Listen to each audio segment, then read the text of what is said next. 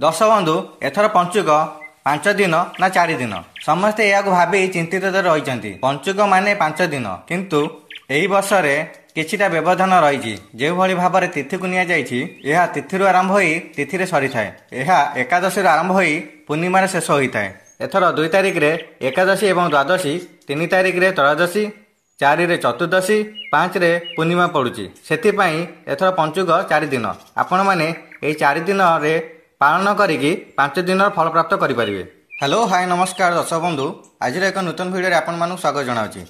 आज विषय वस्तु होची पंचुक व्रत किपरि पालन करवा, आउ यह पालन करने द्वारा आपन को की फल मिलता है। दर्शक बंधु, कार्तिक मास होची धर्मर मास। यह अक्टोबर 7 तारिख रु आरंभ हो नवेम्बर 5 तारिख रे शेष होची। दर्शक बंधु, कौन सी कारणरू जदि आपण माने एही व्रत करि पारि नाहंती, आपण मन पई एक सुवर्ण सुजोग अछि। एही पंचुक रे धर्म कार्य करा जाय। ता पूर्वरु अणा नवमी पड़े। एही अणा नवमी रे मां राधा रानीकर पाद दर्शन रो सौभाग्य प्राप्ति हुए। या पूर्वरु दर्शक बंधु, मोर विनम्र अनुरोध आपण माने वीडियो को लाइक करंतु, शेयर करंतु, सब्सक्राइब करंतु, पाखे बेल आइकन को दबाई दियंतु। दर्शक बंधु, अणा नवमी दिन अणा वृक्ष को पूजा करा जाय थाए। कारण हेउची एही दिन माता लक्ष्मी महादेव एवं विष्णु को खाद्य परिवेषण करथिले एही वृक्ष तले। सेथिपाई एहर महात्म्य अधिकार रहिछि। जेउ भक्त माने एही वृक्ष मूल रे खाद्य खाइबे तांको पुण्य प्राप्ति होइताए। एही दिन माता राधा रानी तांको पाद जुगलर दर्शन कर एवं भक्त मानू पाद जुगल दर्शन करिवार सौभाग्य प्राप्ति होता है। नवेम्बर 2 तारिख यही रविवार देवोत्थान, बड़ एकादशी, भीष्म पंचुक व्रत, गरुड़ द्वादशी और तुलसी विवाह यह सबू एका दिन में पड़ुछि। दर्शक बंधु, पंचुक व्रत किपरि पालन करा जाए एवं कहीं पालन करा जाए एही विषय रे विस्तृत भाव में जानिबा। कार्तिक मासर शेष 5 दिन को पंचुक व्रत कहा जाए। बड़ एकादशी दिन ठारू पंचुक व्रत आरंभ होता है। यही पंचुक व्रत भीष्म भीष्म पंचुक कहुए। एथर पंचुक 5 दिन परिवर्ते 4 दिन पड़ुअछि। आपण माने एही 4 दिन रे पालन करिकी 5 दिन सौभाग्य प्राप्ति करें। पद्म पुराण रे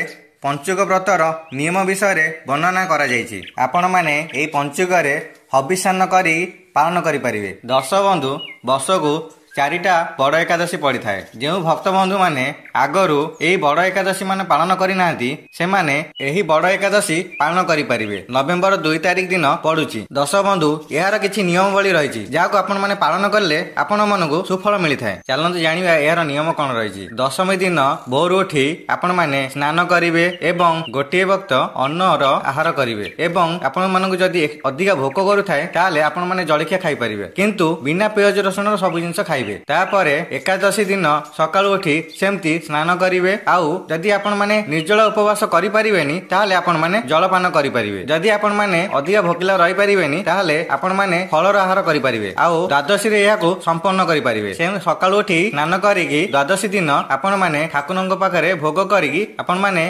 भोग पाई दिबे।